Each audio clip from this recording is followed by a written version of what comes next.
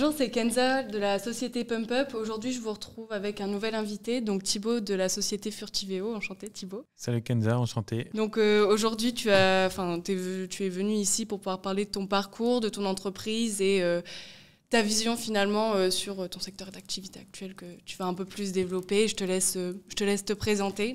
Ouais, moi c'est Thibaut Lemay, fondateur de Furtiveo, société que j'ai créée à Lille l'année dernière, avec une volonté qui est d'aider les entreprises à monter dans le train de l'intelligence artificielle en leur mettant à disposition une IA générative d'entreprise qui connaît parfaitement leur ADN. Furtiveo, c'est ma deuxième entreprise. J'ai créé il y a maintenant 14 ans ma première entreprise que j'ai revendue il y a 6 ans, plusieurs millions d'euros. Et finalement, quand j'ai créé ma société, j'ai pris plein de décisions. Je l'ai revendue quand on était 35 collaborateurs, donc finalement, c'était vraiment une PME. Et finalement, je me rends compte qu'aujourd'hui, quand on dirige une PME, on est face à plein de décisions. Et je me rends compte aussi que l'intelligence artificielle peut beaucoup aider les dirigeants dans le choix justement de ces décisions à la fois stratégiques et opérationnelles. Et c'est un peu le métier de Furtiveo. Et c'était quoi ton ancienne entreprise de ce fait ? Mon ancienne entreprise s'appelait Maceberry, donc pareil, basée à Lille. On vendait des logiciels aux e-commerçants pour les aider à être plus performants sur la mesure de chaque euro investi en publicité sur Internet. Ok, d'accord. Ça reste dans le même sujet un peu. Oui, exactement. Je reste dans le métier de l'édition de logiciels à destination des entreprises. Et du coup, c'est quoi ton parcours scolaire ? Au niveau de mon parcours, j'ai fait à la fois une école d'ingénieur en informatique. J'ai été diplômé en 2008 après avoir fait un stage à Paris et à Los Angeles dans des agences de marketing Internet. Et après, on va dire une première expérience à Paris, j'ai décidé de créer mon entreprise. Mais j'ai quand même oublié un truc, c'est que finalement, après l'école d'ingénieur, j'ai fait un master en marketing Internet à Grenoble École de Management. Et finalement, ça m'a permis d'avoir justement cette double compétence à la fois sur le côté ingénieur informatique et puis aussi cette vision du marketing et de la stratégie d'entreprise. Et c'est clairement, finalement, aujourd'hui une force que je mets à disposition de mes clients Furtiveo. Du coup, comment t'es venue l'idée de Furtiveo ? En fait, j'ai créé Furtiveo finalement sur la base d'un constat, c'est que l'intelligence artificielle, quand elle est entraînée pour défendre les intérêts de l'entreprise, en fait, elle est extrêmement puissante. Et finalement, elle est tellement puissante que ça permet de transformer une entreprise, que ce soit l'équipe de direction, mais aussi les collaborateurs. Et quand je me suis rendu compte de ça, je me suis dit clairement, c'est une évidence. C'est finalement un bon moyen d'aider les PME à monter dans le train de l'intelligence artificielle. Et c'est vraiment sur ce constat-là que j'ai décidé de créer Furtiveo. Et ça a été, tu t'en es rendu compte dans ton ancienne entreprise ? Non, en fait, clairement, moi j'ai une passion, c'est les maisons connectées. Et j'ai créé un média qui s'appelle Thibaut. Donc j'ai une chaîne YouTube, j'ai même publié un livre justement pour aider les familles à réaliser la maison de leurs rêves. Et dans le cadre justement de ce projet qui est plus un côté passion, dans le cadre de ce projet, j'avais créé ma première IA générative d'entreprise et je me suis rendu compte à quel point ça me permettait d'avoir une efficacité améliorée de 25%, avoir une qualité de travail qui était améliorée de 40%. Et ça me permet d'engager des projets supplémentaires à hauteur de 20%. Et je me suis dit, il faut être capable de proposer ça à toutes les PME, à toutes les entreprises, etc. Et donc, ce que j'ai fait, j'ai développé une première version de notre solution qui s'appelle Furtive Reactor, qui conçoit l'IA générative de chaque entreprise. Et une fois que j'ai conçu donc, Furtive Reactor, je l'ai proposé, on va dire, à des premiers clients en mode freelance. Je leur ai dit, voilà, je peux te concevoir une IA d'entreprise. Et finalement, quand j'ai vu à quel point ça les a transformés, au début, on va dire, c'était des clients, c'était dans mon entourage, clairement.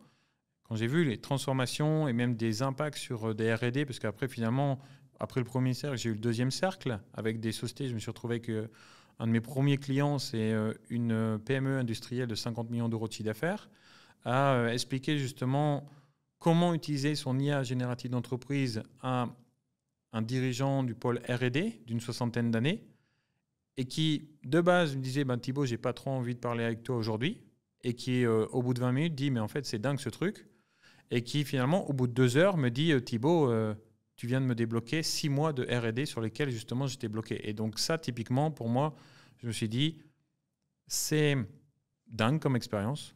Et donc, ça m'a vraiment poussé à lancer Furtiveo. Ok, je vois. Et du coup, pour toi, l'IA, c'est un élément central dans les entreprises? Ouais. Ouais, clairement, moi je vois l'IA comme vraiment centrale dans l'entreprise, la façon dont on le structure. J'aime dire que finalement, une IA générative d'entreprise, toutes les entreprises en auront une, au même titre qu'elles ont un logo ou un site internet. Peut-être que pour certaines, ça va prendre 10 ans. Pour nos premiers clients, ça a pris finalement très peu de temps, mais pour d'autres, ce sera dans 10 ans. Mais toutes les entreprises auront une IA générative d'entreprise. Pourquoi ? Parce que c'est clairement central. Ça véhicule l'ADN de la société, ses forces, ses faiblesses, son histoire, son expertise à l'ensemble des collaborateurs.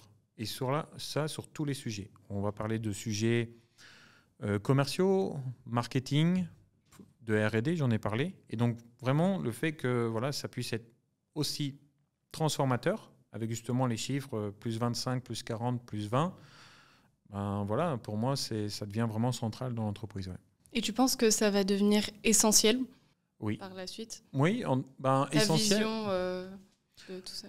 Oui, c'est un peu ma vision des choses et c'est finalement la vision que j'avais quand je travaillais sur mon média, Airtibo. Je m'étais dit, le seul moyen de réussir à proposer quelque chose de bien, c'est de s'appuyer sur l'intelligence artificielle. Et c'est pour ça que vraiment, j'ai travaillé sur les deux sujets. Un, finalement, la proposition de contenu à destination des familles pour réaliser la maison de leurs rêves.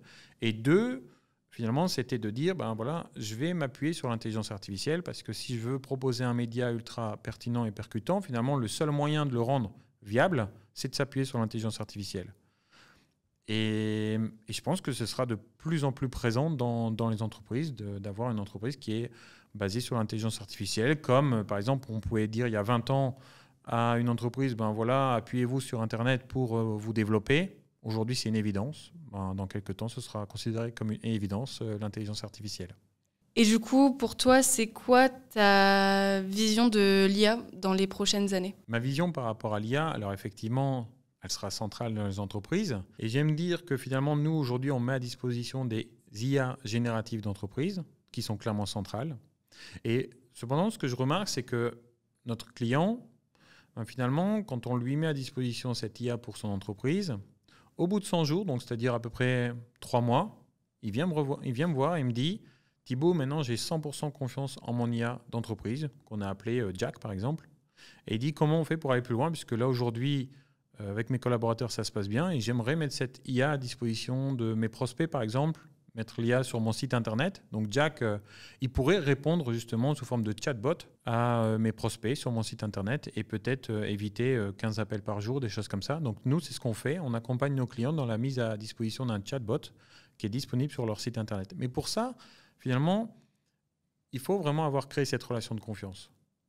Et après, c'est vraiment naturel de mettre le chatbot disponible sur le site internet. Et ce que je remarque aussi, c'est que finalement, 3 mois ou 6 mois plus tard, les clients me rappellent et ils me disent Thibaut, maintenant, j'aimerais bien intégrer Jack finalement dans d'autres outils internes à l'entreprise. Ça peut être des outils de présentation commerciale, des outils de réalisation de fiches produits, des outils de réponse à des commentaires. Et dire finalement, j'ai un outil qui est connecté à l'intelligence artificielle pour répondre aux commentaires ou pour m'aider à répondre aux commentaires, mais par contre, il ne connaît pas l'ADN de la société. Est-ce qu'on peut connecter Jack ? Et donc là, c'est aussi une offre qu'on a chez Furtiveo, qui s'appelle Furtive API, qui est justement de mettre à disposition un accès API à Jack pour l'intégrer justement directement au cœur de l'entreprise dans des solutions métiers comme le RP ou le CRM, etc. Et après, on a même d'autres pistes d'évolution, comme justement le standard téléphonique, qui est un peu le Graal, qui est de dire finalement, Jack pourrait répondre au téléphone. Alors, au début, uniquement pendant les horaires de fermeture du bureau. Et puis après, pourquoi pas gérer à lui seul 30% des appels pendant les horaires de bureau et dire, quand les personnes ont besoin de parler à un humain, elles parlent à un humain. Et Jack fait le relais vers l'humain sans problème. Et c'est ce que tu es en train de développer du coup en ce moment? Absolument. On a notre offre, donc Furtive Call, qui est justement un callbot, un serveur vocal intelligent auquel on est capable de brancher l'IA de notre client.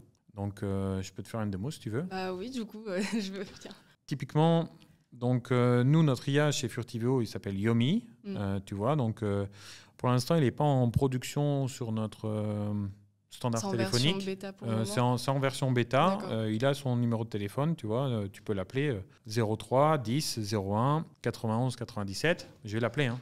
Mais en gros, tu l'appelles et Yomi peut répondre justement à tes questions. Mais vas-y, je lance l'appel.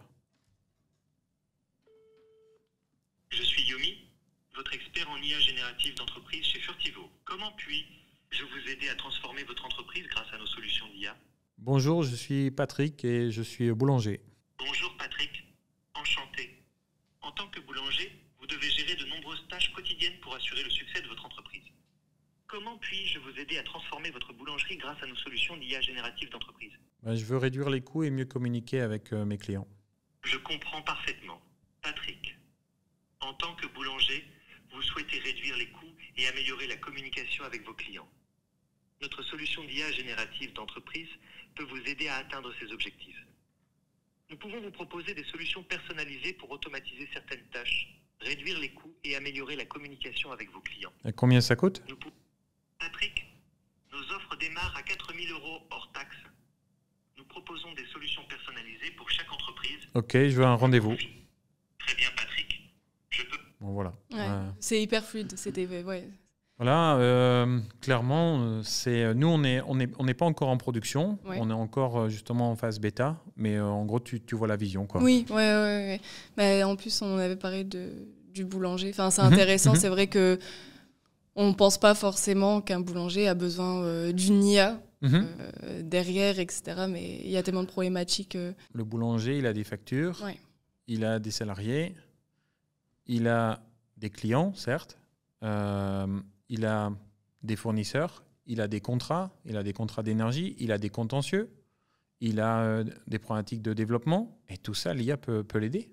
Peut l'aider. Alors, pas forcément sur le côté client, en dehors de, mieux communiquer, des choses comme ça, mais sur tout le reste, l'IA peut être extrêmement puissante. Le boulanger il reçoit des recommandés, il se dit est-ce que je réponds, comment je réponds, etc. Mais l'IA, elle est excellente pour ça. Oui, c'est vrai. Mais du coup, il sera en production à partir de quand ? Nous, ça, c'est une offre qu'on va vendre avant la fin de l'année. Okay. Et puis, Yomi sera disponible directement sur notre standard téléphonique, je pense, d'ici un mois. D'ici un mois, ok. Bon, au moins, les gens sauront. Tu m'as parlé du fait qu'en ce moment, tu souhaitais écrire un second livre.